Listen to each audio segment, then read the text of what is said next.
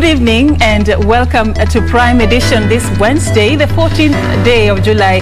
We are live from Broadcasting House right here in Kenya's capital, Nairobi. Tonight, we introduce From Our Archives, a unique daily segment that tells us the story of who we are, where we are coming from as a country. This is all thanks to KBC's unmatched deposits of archival material.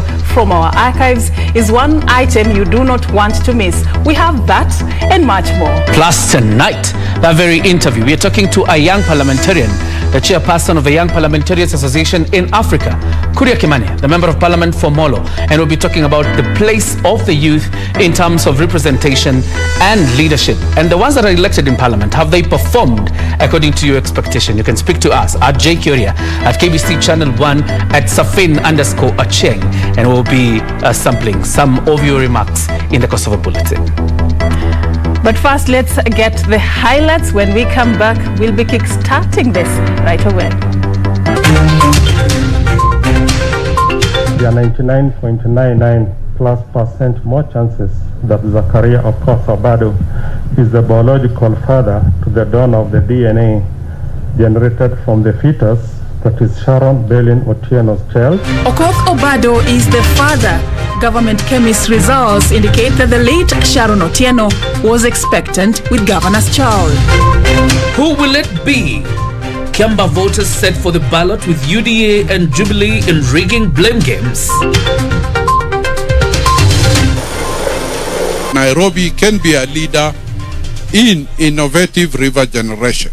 And restoring the allure of Nairobi River, Nairobi Metropolitan Services and UN Habitat enter agreement.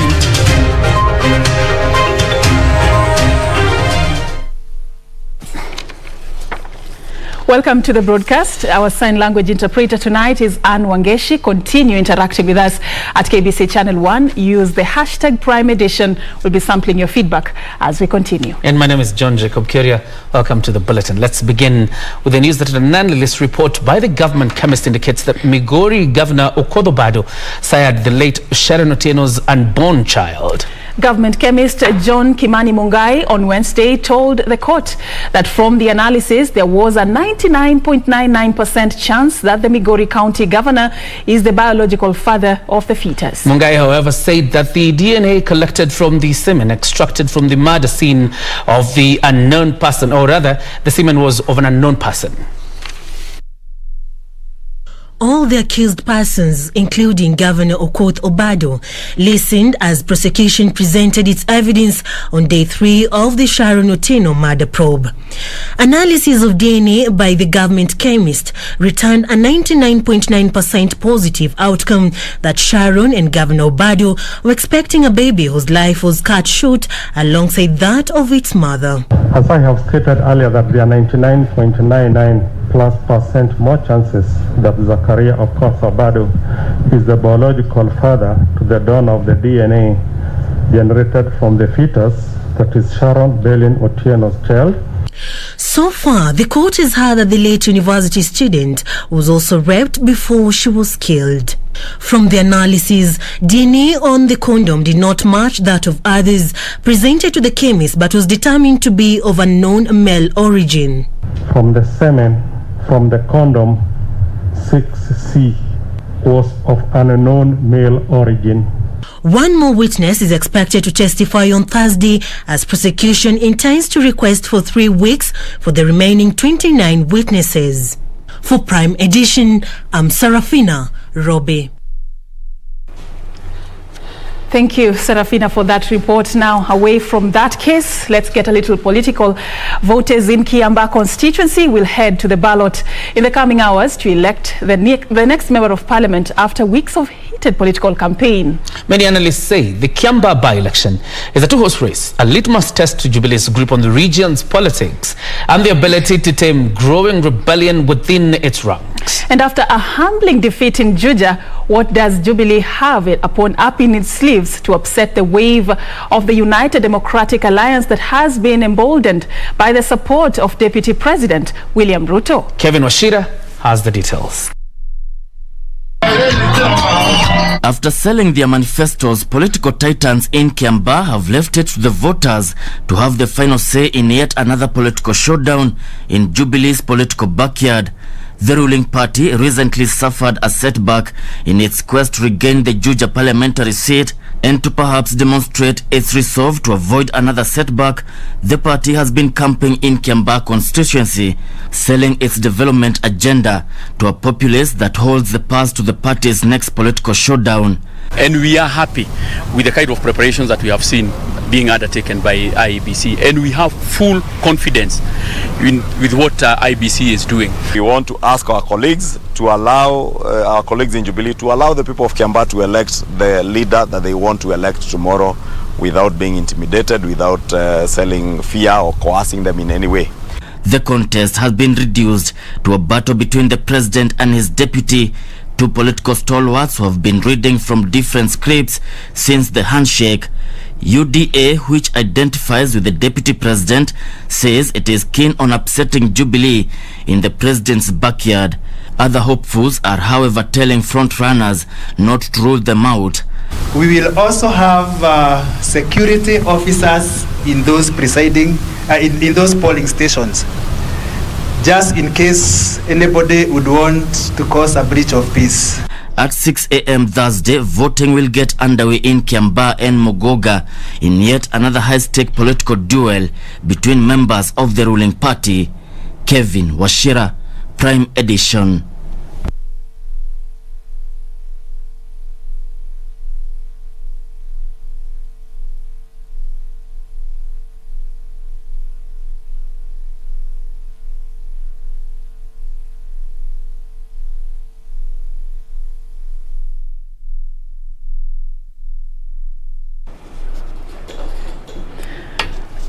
All right, the Independent Electoral and Boundaries Commission has advertised tendering process for the supply and delivery of 2022 election materials set to lapse after a 3-year contract. According to the Electoral Commission, qualified printing firms have until Friday, 13th of August, to send their tender intent to the Commission. Have a look. The Independent Electoral and Boundaries Commission has announced the kickoff of the tendering process for the 2022 election materials and equipment to qualified firms beginning Wednesday.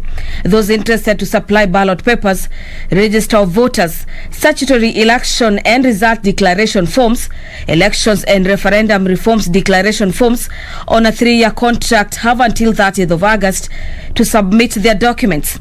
According to the Commission, the tendering process will be undertaken under open international method, with tendering security capped at 20 million shillings, valid for 210 days. In the move, the Commission is looking at upgrading its technology with a view of addressing emerging issues and experiences of the 2017 general election.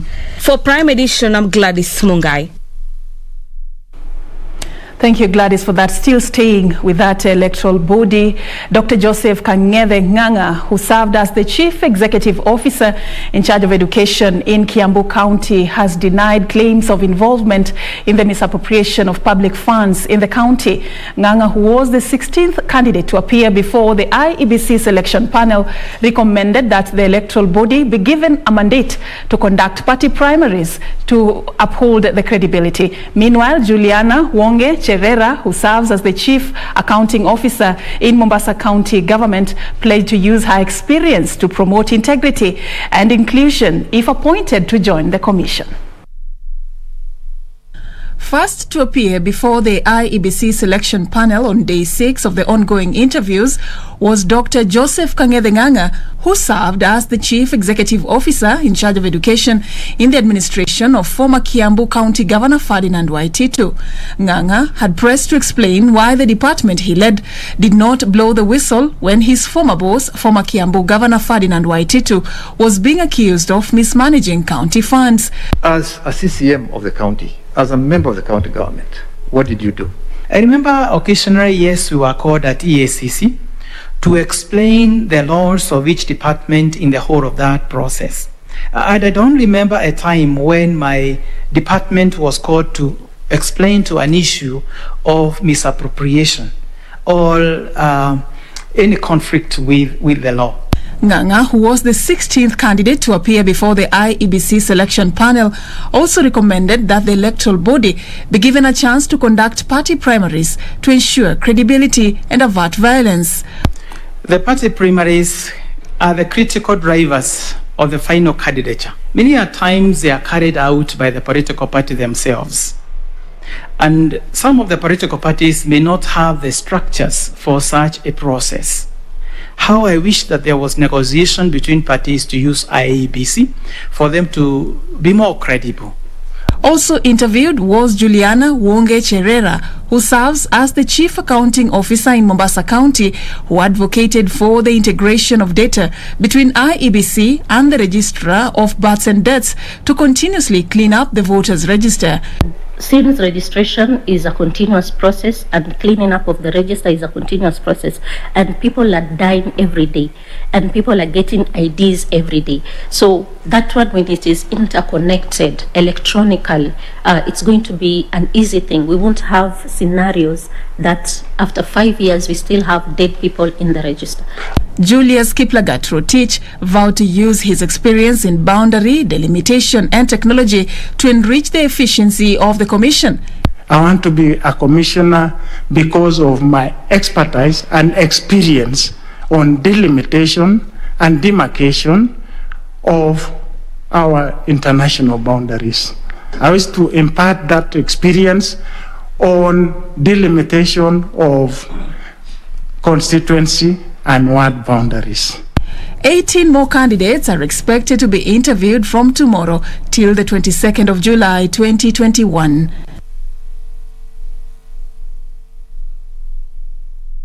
All right, now let's have a quick run on the profiles of these candidates who are running in Kiambaa. First up is Kareri Njama, or Kareri Karanja. He is the Jubilee Party candidate. His profession, a businessman. And in 2017, he gave the late MP Paul Koinange a run for his money. And he has been an associate of Deputy President William Ruto up until when he decided to vie on a Jubilee Party ticket. And he is from Kihara Ward in Kiambaa constituency and runs the Kareri Njama Foundation in Kiambaa constituency. That's Kareri Njama running on a Jubilee Party ticket. Let's go to Njuguna Wanjiko, or Kawajiko, running on a UDA ticket in Kiambaa constituency. He's also a businessman.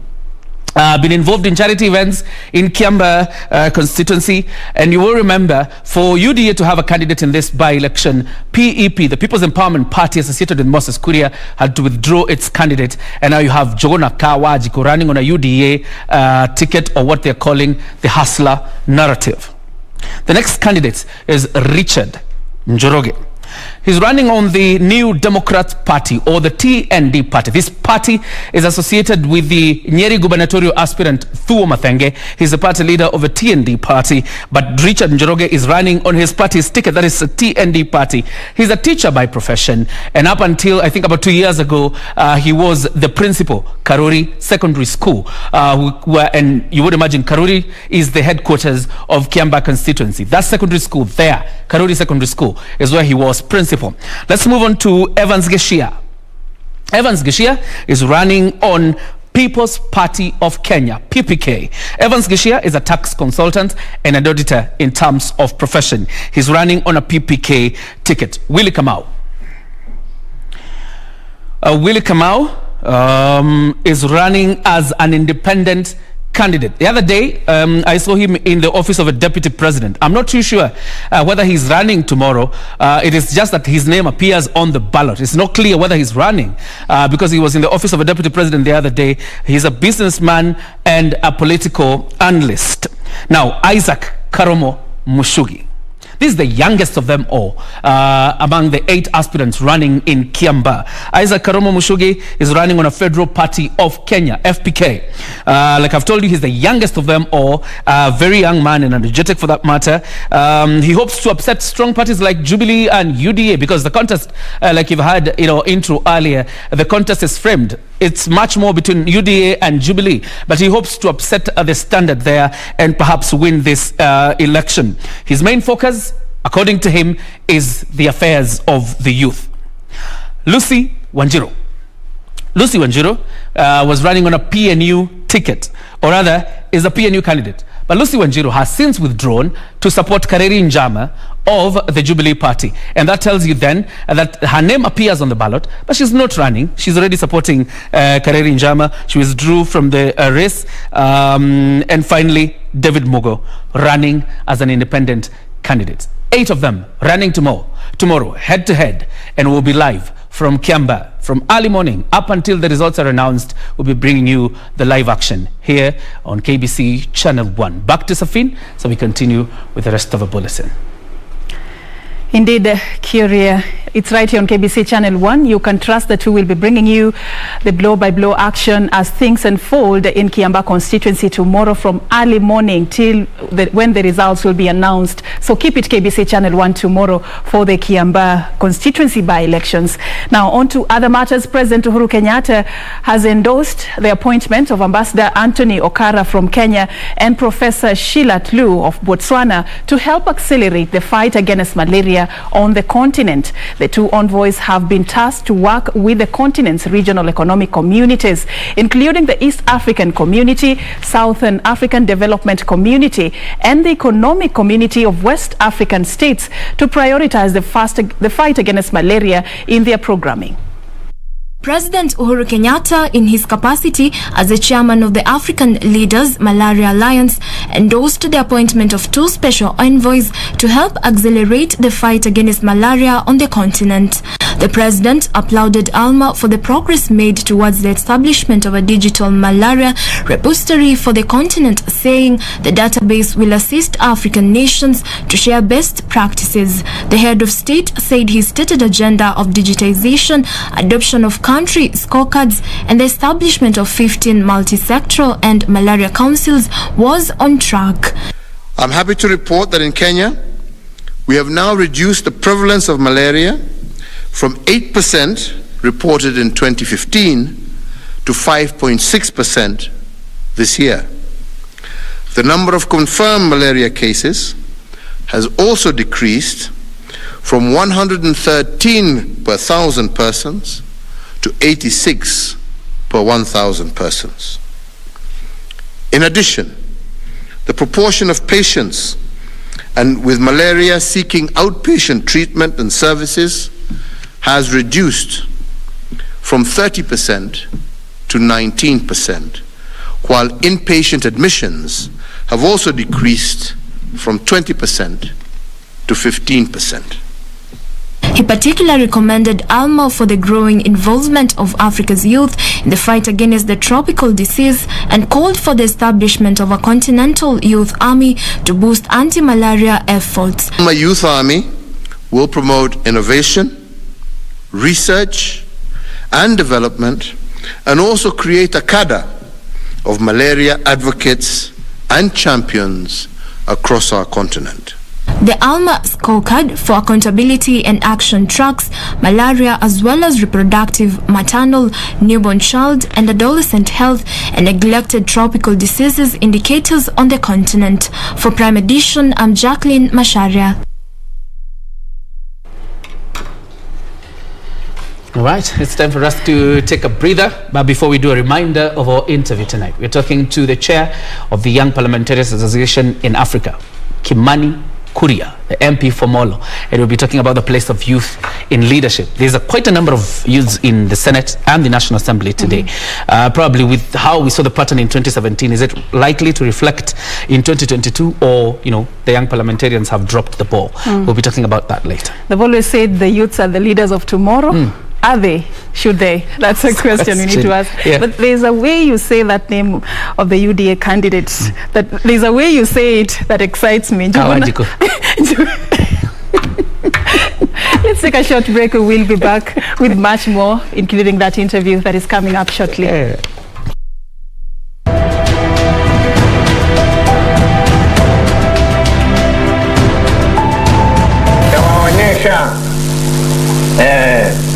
Yule ambaye ananiangalia niweze kuwa na afya kama nilionayo. Basi sababu ndiye Mungu wangu, ukiwa nimefanya namna hiyo, basi Aliye ambaye ananiangalia yuko wapi? Mama, kuja sema jambo kwa wananchi. Huyo ni mama ngine. Hamjambo wananchi. Asanteni. Makamu wa rais ambaye aliye nyuma yangu yuko hapa, naye ni Bwana Moi. Bwana Moi, sema jambo kwa watoto. Hamjambo wananchi.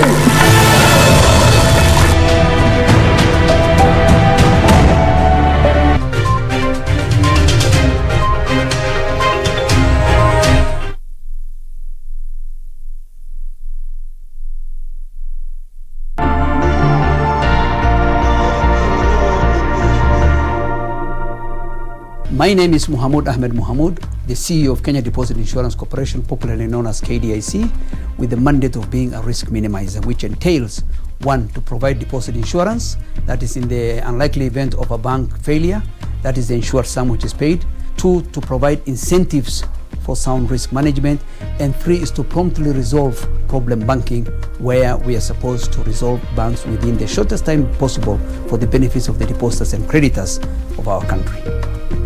Be sure, check out for a KDIC sticker in your banking hall. KDIC, protecting your deposits. Haya! Mtumishi! Ala!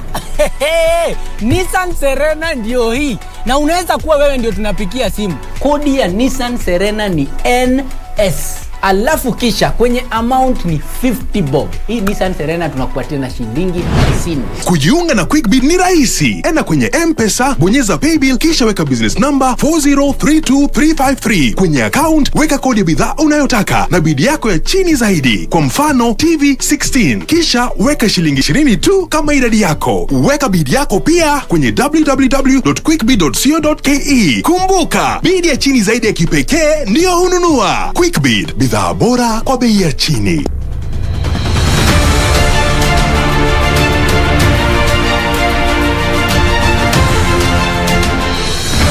Mradi wa bwawa la Thwake ni mojawapo ya miradi ya utoaji maji safi inayotekelezwa chini ya uongozi wa Rais Uhuru Kenyatta ili kuimarisha maisha na mapato ya Wakenya.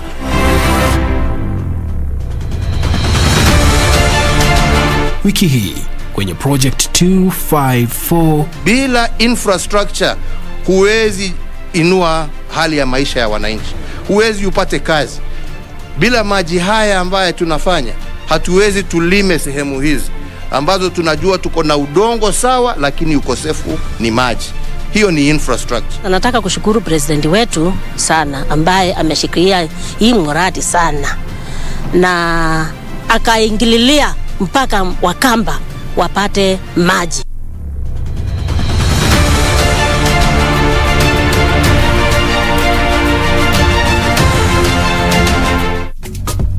This is where it all began.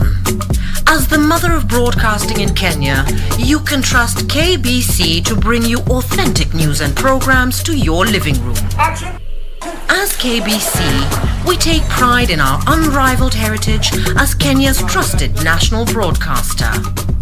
Commanding over 92% digital television signal coverage of our country, 23 radio services that cut across our entire language spectrum, a national, regional and international digital presence backed by the most experienced and top-notch broadcast professionals in the industry. A very good evening to you. The new look Kenya Broadcasting Corporation is truly ahead of the pack. Turn to the mother of broadcasting in Kenya for stories that resonate with our identity, our aspirations as a people united in purpose. Real stories of hard work, of passion, of creativity, of big dreams. Stories that cement our nationhood. Stories that bring us together as one. We take pride in our shared heritage and destiny. KBC, informing, educating and entertaining Kenyans as one nation. KBC, Kenya's listening, Kenya's watching.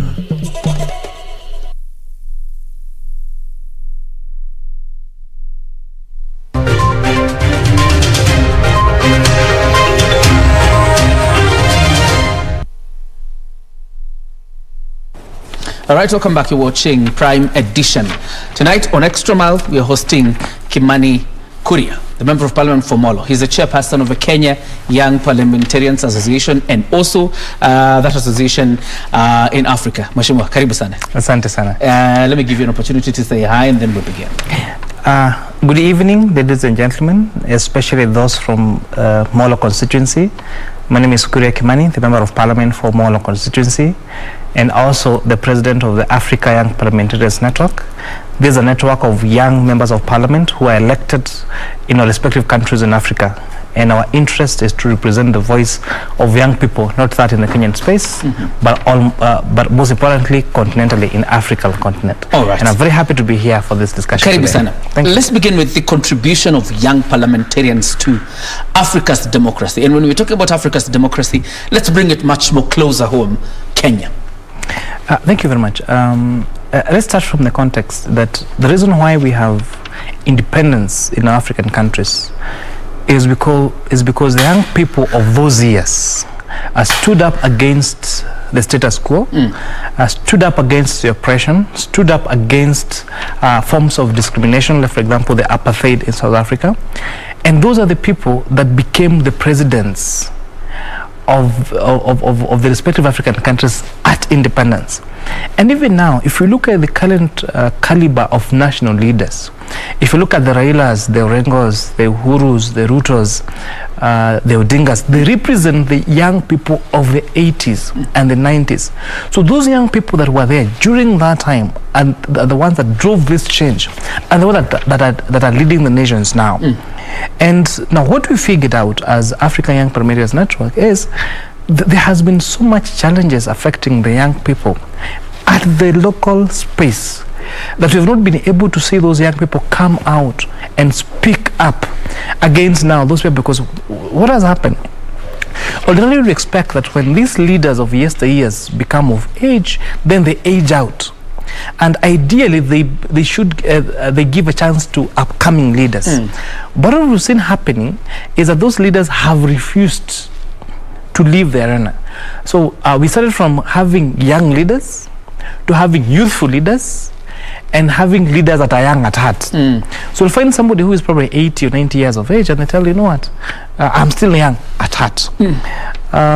And we do not have a problem with our elders, but you're saying how do we tap to their skills, how do we tap to their knowledge and ensure that there is still an asset of that knowledge base in the country and in the region. There's something very important, sorry for cutting you, that you've mentioned about the Raila Odingas then, the Orengos then, the Mother Karuas. You're talking about the young Turks. When you think about even in places like South Africa, when they were forming Umkhonto Wesizwe, an appendage of ANC, the young parliamentarians we have today, can they even measure up to the young Turks then? I dare say yes. And I dare say yes because we've had, for example, if you look at those years, most of those leaders were not even elected. They were just in some space of civil society and things. But you've seen people like the likes of Honorable Sakaja, who is now the senator for Nairobi, standing up as a very young person and saying, I am capable of running for Senate in Nairobi. And you've had these people performing exemplary well when it comes to participation in the National Assembly and the Senate. And if the likes of my colleague, the Honorable John Mirigi, the MP from Meru, very young, we've for example, the likes of Honorable Didi Nyoro, who, if you, for example, if you look at UDA or the Hustler Nation movement, then you identify Didi Nyoro, a very young person in that movement. We have the likes of Mushangi, and there are very many of them. The problem we have is that we only choose to see the negative. And remember, in leadership, just like in every position, there is a learning curve. And the learning curve is when someone starts auditioning on the work as a journalist, for example, or a media presenter, they're not as good as the Kasavulis. The Kasavulis have been there for 30 years. So this is somebody who has been embarrassed on national TV, has made enough mistakes, and they have learned from them. So now trying to compare Catherine Kasavuli, for example, from somebody who just graduated from university now and is starting then to showcase their talent and journalism is very unfair. You're saying you're doing well. We're doing very well, I would say. We have our setbacks. We have some places where we have let young people down. We have places where we've let the society down. But overall, all right. we are doing something. And see, we have even the likes of Edwin Sifuna, very, very young person, who is the Secretary General for ODM, you know. So when they are when the young people are doing well, then that's okay.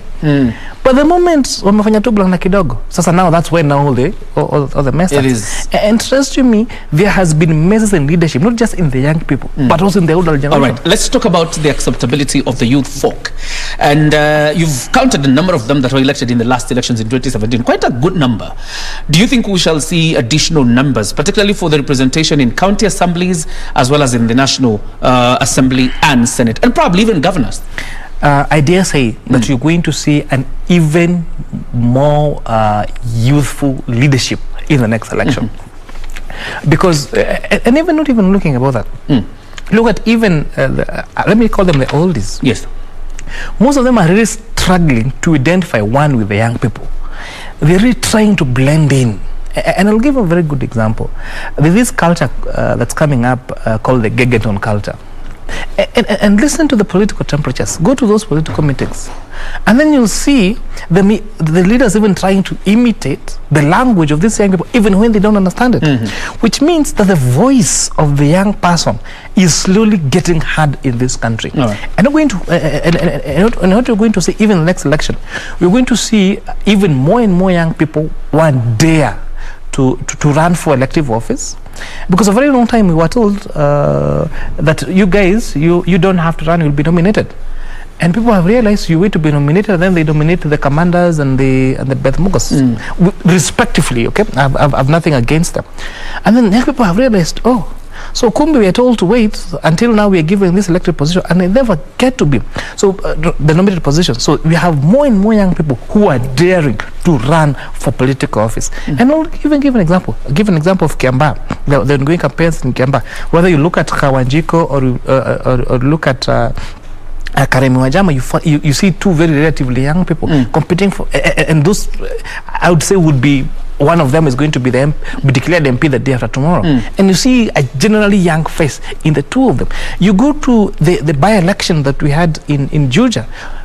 Koibori is a very young person. You go to all the by-elections that we've had more and more young people stand up for elective positions, and you've had them actually win. All right. Let's talk about, and you say we have a tendency to focus on the negative.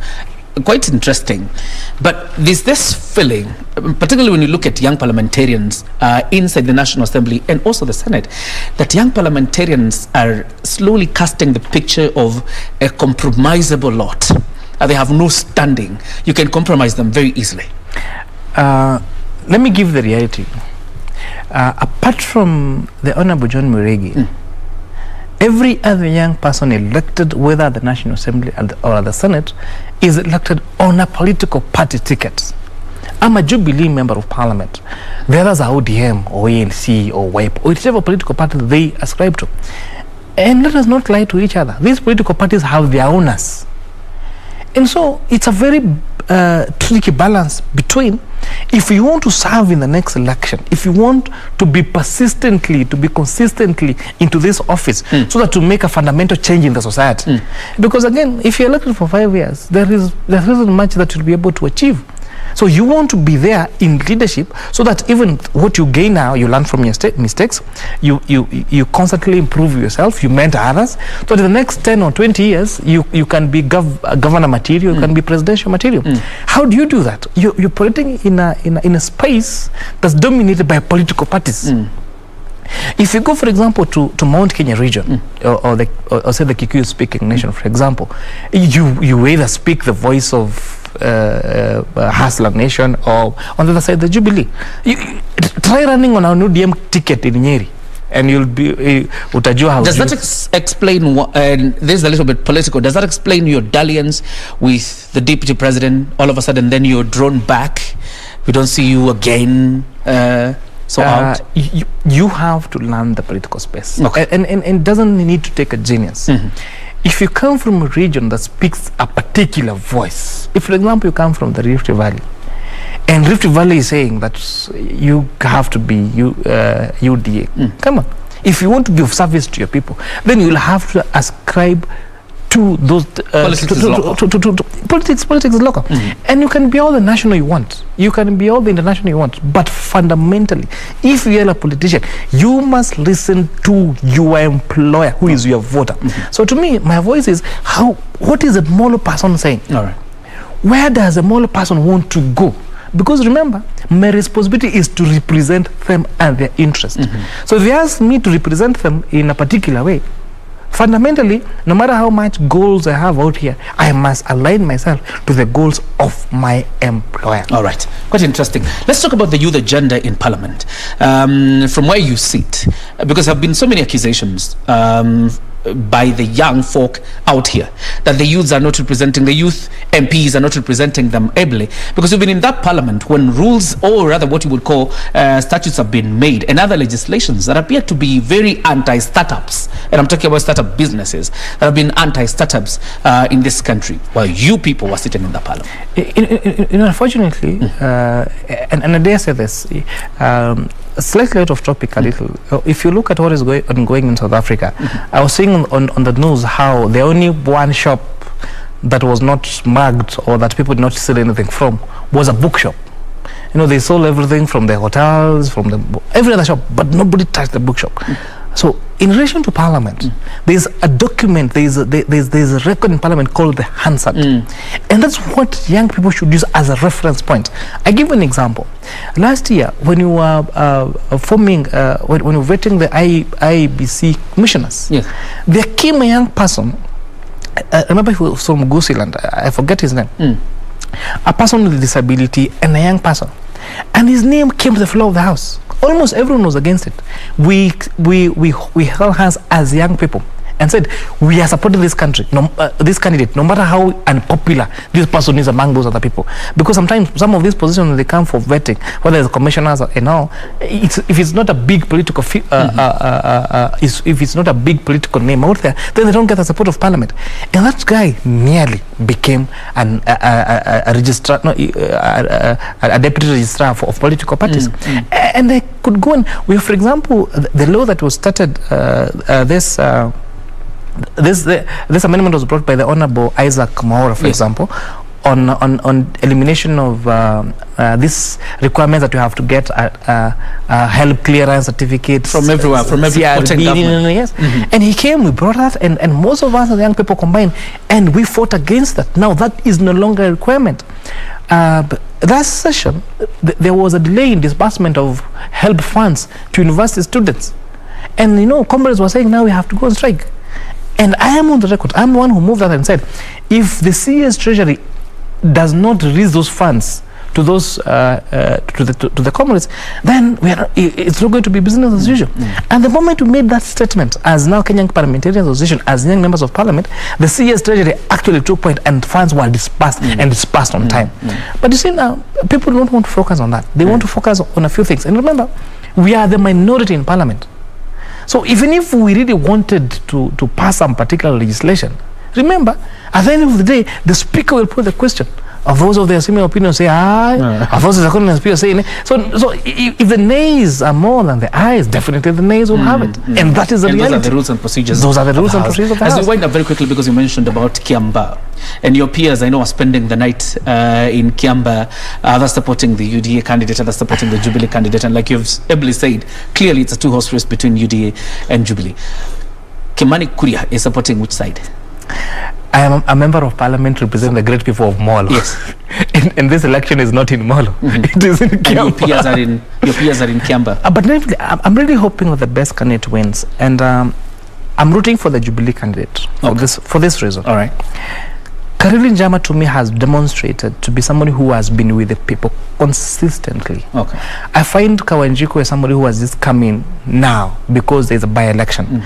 But if you look at Kareli Njama, he has been there before. So I find Kareli Njama as someone who has Kiambaa interests at heart. And secondly, I'm looking at this scenario, and here I'm being totally objective and non-political at all. Very quickly, as you're the best. I'm looking for a situation whereby in the next Parliament that we are going to vote in individuals, not necessarily their political parties. Because the reason why a lot of conflict is going on against the 12th Parliament is because we have parties, not individuals. And when those parties are whipped by the respective party leaders, then we have bills that should not even see the light of day coming to be part of the floor of the House. And that's my problem. So I'm really hoping that the Jubilee candidate will win, and hopefully he will win, but whoever wins, then we'll support them, because the will of the people of Kiambaa is supreme. All right, tomorrow we are live from Kiambaa from 6 a.m. in the morning, all the way up until when the results are announced, and you will get that happening right here on KBC Channel 1. Unfortunately, we are constrained of time. We have more news lined up for you, including business with Caroline Jenga and sports with Richard Monga. Don't go too far.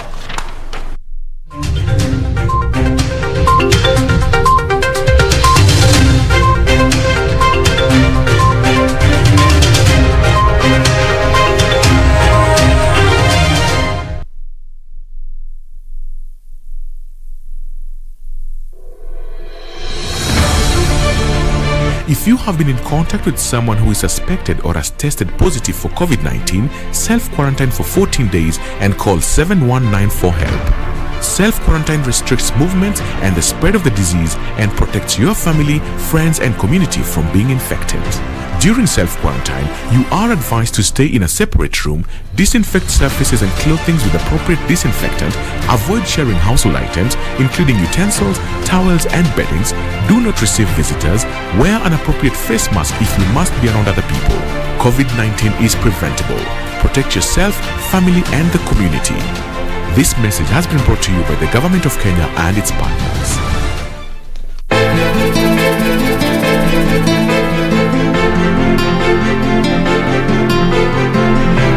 Sikujua kama wewe ni mkarimu hivi. Mke wako ni mtupu kabisa. Mbona pesa kidogo? Ni kidogo eh? Hebu toka hapo nje uone kwa tuzikuta. Wakili niambie Kate amefanya nini ama nitaenda kwake akaniambia yeye mwenyewe.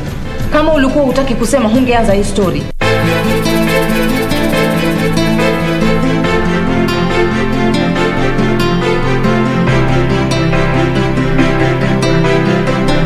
What does this number mean to you? A pack leader? A winner? Or just a number? To us, it means freshness, boldness, vibrancy and heritage. That's why at KBC Channel 1, we make it easier for you to pop up your family entertainment to a fresh, exciting and colorful bouquet.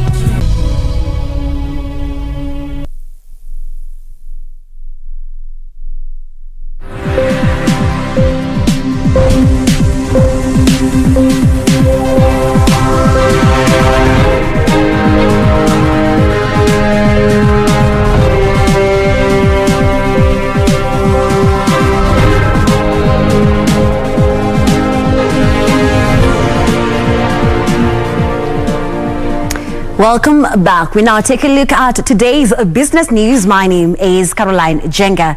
The Energy and Petroleum Regulation Authority has retained the current fuel prices, citing an increase in landed cost of fuel. A litre of super petrol will be cheapest in Mombasa, retailing at 124.72 shillings per litre. Diesel will retail at 105.27 shillings, while kerosene will retail at 95.46 cents per litre in Nairobi. A litre of super petrol will retail at 127.14 shillings per litre. Let's take a look at that.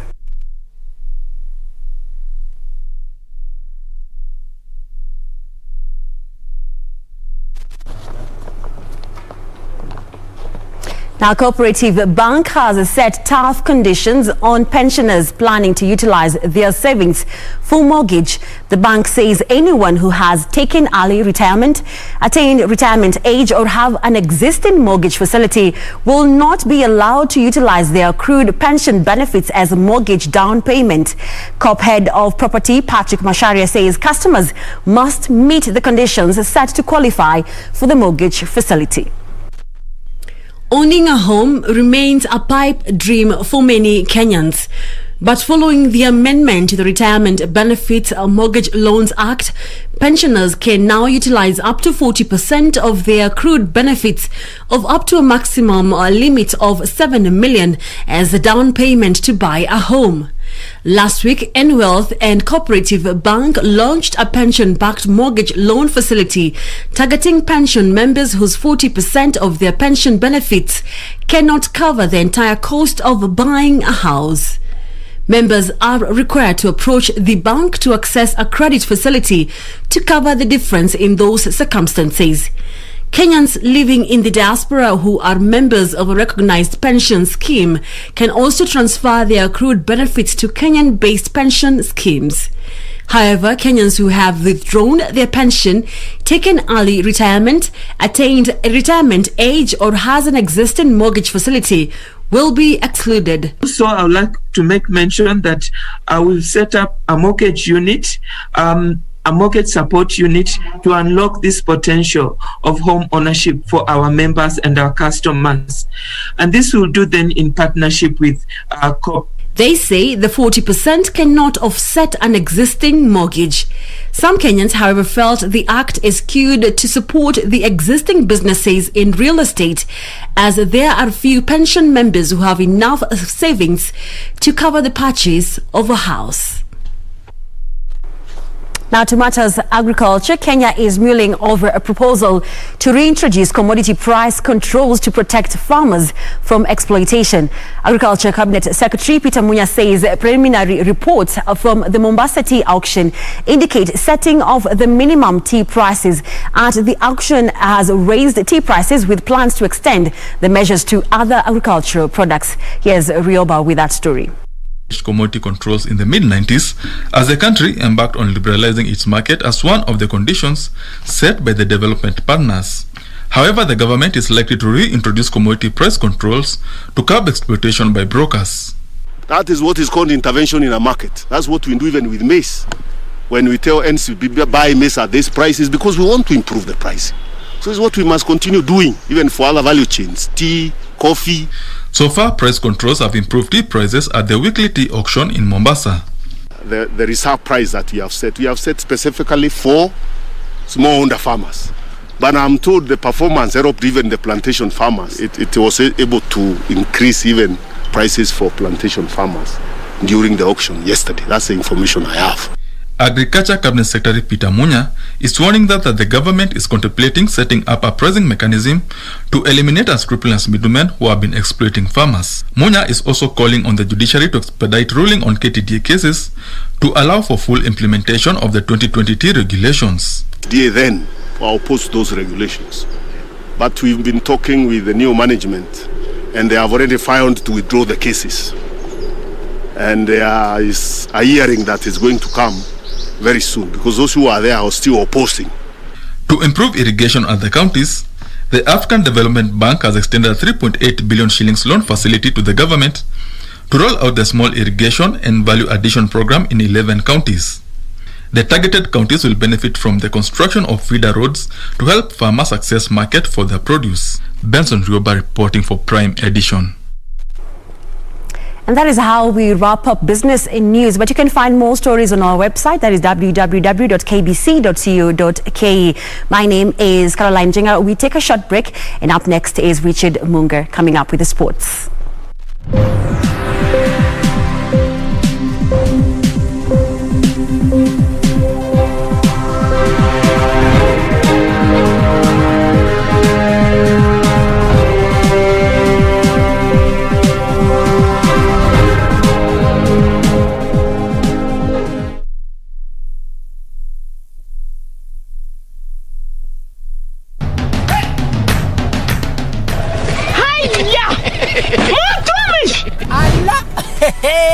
Nissan Serena ndio hii, na unaweza kuwa wewe ndio tunapikia simu. Kodi ya Nissan Serena ni NS, alafu kisha kwenye amount ni 50 bob. Hii Nissan Serena tunakupatia na shilingi 50. Kujiunga na QuickBid ni rahisi. Enda kwenye M-Pesa, bonyeza paybill, kisha weka business number 4032353. Kwenye account weka kodi ya bidhaa unayotaka na bid yako ya chini zaidi. Kwa mfano TV 16, kisha weka shilingi 20 tu kama idadi yako. Weka bid yako pia kwenye www.quickbid.co.ke. Kumbuka, bid ya chini zaidi ya kipekee ndio hununua. QuickBid, bidhaa bora kwa bei ya chini.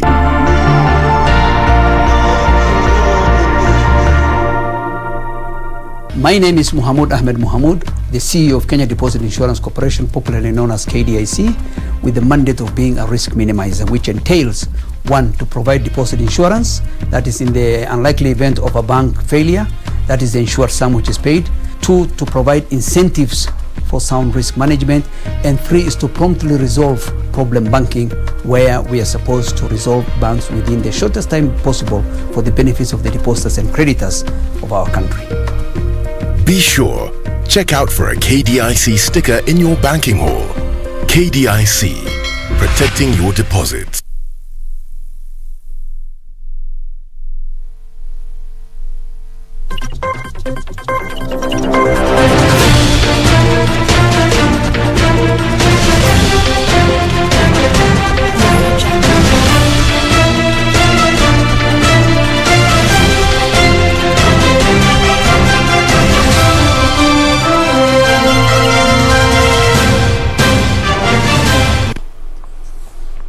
Well, good evening. Thank you for joining us for tonight's edition of KBC Sports with me, Richard Munga. Now, Football Kenya Federation has today launched the Women Football Strategy, which will help highlight and grow the massive potential of women's football in Kenya. The launch brought together all stakeholders of women football in Kenya, in which the head of the women football in Kenya, of course, that is Doreen Petronabwire, took them through what the strategy entails. During his time in office, FKF President Nick Mwendwa embarked on a journey to positively transform women football through adopting statutory obligations and research-based regulatory frameworks meant to promote and support women's football. The focus has been increasingly the number of women actively participating in the sport and providing the much-needed opportunity for the women to occupy key decisions, making positions both at boardroom and technical developmental level. This is 23-27, all right? So 2021 to 2027, we're looking at a span of 2 World Cups. Sometimes we never say for sure we will qualify, so it's good to give yourself a chance for 2 shots. While I'm here, 23 and 27 is a span for this strategy in what we want to do. He also intends to help improve the sport's outstanding in CAF and FIFA rankings, popularize the game and make it the #1 choice women's team sports in the country, professionalize the entire scope and women's game, and ensure regular qualifications to all major regional and international tournaments. Very young guys who are raring to go. I have been with that team now in 2 camps. I want to tell you, the only thing, Doris, is that 2022 comes before 2023. But otherwise, I am convinced that we are 2 matches away from the Cup of Nations next year in Morocco. I believe we are going to Morocco for sure for the Cup of Nations. Daniel Mwendwa, Sports. Meanwhile, Faith Ogalo says she is all set for the Olympic Games after securing the sole ticket to represent the country in Taekwondo. The second time that Kenya will be represented at the Olympic Games after missing out for 12 years. Kenya was first represented in Taekwondo in 2008 at the Beijing Olympics with the late Dickson Wamwiri and Milka Akinyi. Also, Kenya's 1500 meters world champion Timothy Chirios has been accredited for the Tokyo Olympics. Achieng dropped out after failing anti-doping clearance. Faith Ogalo says she is ready to represent the country and will give her all in the arena and concentrate in each game as it comes according to her schedule of competition, where there would be 16 players across the world. My expectations when you get there, we'll do some light training and then the stretches, and then when we get to the main arena where the competitions will take place, we believe that we are going to give it best as Kenya. On my wing, we will be 8 players, but we are yet to know because we are supposed to be weighed first, and then the draw, when the draw comes out is when we will go. We will know whom we are going to meet. The coaching team, led by head coach Sharon Otieno, are optimistic and preparing to ensure that Faith is on the podium at the Olympic Games, with the feeling that they have given their best and received enough support from the National Olympics Committee, together with Taekwondo Federation and Ministry of Sports, Culture and Heritage. I would say there is improvement. We are having electronic scoring system, unlike before we've been doing manual. That is a great move, a great step. We are able now to study the electronic, how it works, and it will make also easier for Kenyans to participate, because that has been a challenge for Kenya.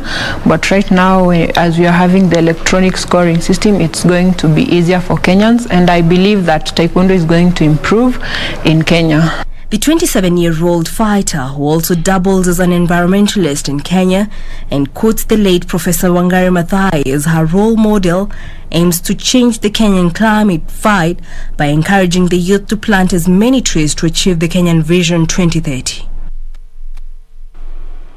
Still on the Olympics, whereby speedster Otieno says he is looking forward to making the nation proud in Tokyo later this month when he takes to the field in the 100 meters race alongside Ferdinand Omanyala. Otieno qualified for the Olympics in his second attempt after missing out in Rio, Brazil, finishing second in the national trials behind counterpart Omanyala, who finished in a time of 10.2 seconds, setting a new national record. Olympics, it's quite top as a sprinter's career, and it's one of the most top-notch event, followed by World Championship. Since I qualified for World Championship in 2017, I was looking forward to qualify for the Olympics in 2016, but since that wasn't my time, this is my time, and qualify for the Olympics, it really means a lot. It shows that I'm capable, it shows that it's possible to qualify. It just really means a lot for an athlete, especially in a country where, you know, we are not based on sprints event. So since we have qualified for the Olympics, it shows that we are there and we are capable of going for such an event. Right now I'm looking forward to reaching at the finals, because that's what we are aiming for. And since now we are close to now where the world is, you know, everything now we are leaving it to God. I'm taking each race at a time, from the heats all the way to finals. So I'm looking forward to do something extraordinary. I'm also what can I say? I don't know what to say, but I'm curious. That's what I can say. I'm really curious, for the right word, that for the time that I'm going to run, the time that I'm going to open with the heat, and looking forward to the finals and facing top athletes, especially from USA. Well, all the best to Omanyala and, of course, Otieno, as well as Team Kenya representing us in Tokyo, Japan later this month. Oh, that's it for sports, but always remember, just a reminder that for all the stories we have for you tonight, as well as other sports updates, you can visit our official YouTube page, that is KBC Sports. Oh, that's it for me. Do have a lovely night. Don't go too far. John Jacob Kioria and Serfine will be coming back to you in a few. Good night.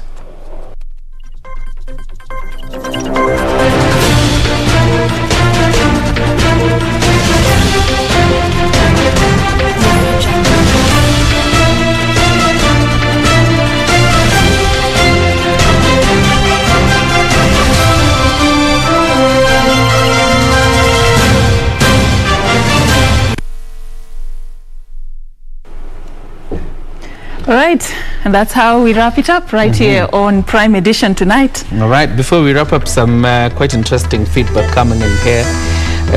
Of course, Master Segini was watching the interview. I think he must be from Molo. There's a Mesha Kotino who says, youth in leadership have over the years remained an elusive affair due to the fact that majority of the youth are jobless and some lack right skills to maneuver their way in the political world. For the vijana and viongozi wa kesho narrative to change, youth must be ready to step up and stand on. And I also see somebody called Oyando Wycliffe. Again, thank you very much for tuning in, and your feedback is very much appreciated. Thank you so much for creating time for us tonight. We appreciate you. Do this with us again next week. Same time, same place, same day. My name is Achieng Ouma, and our sign language interpreter tonight has been Anne Wangeshi. And my name is John Jacob Kioria. We'll be back on Sunday before we do Wednesday. Have yourself a good night.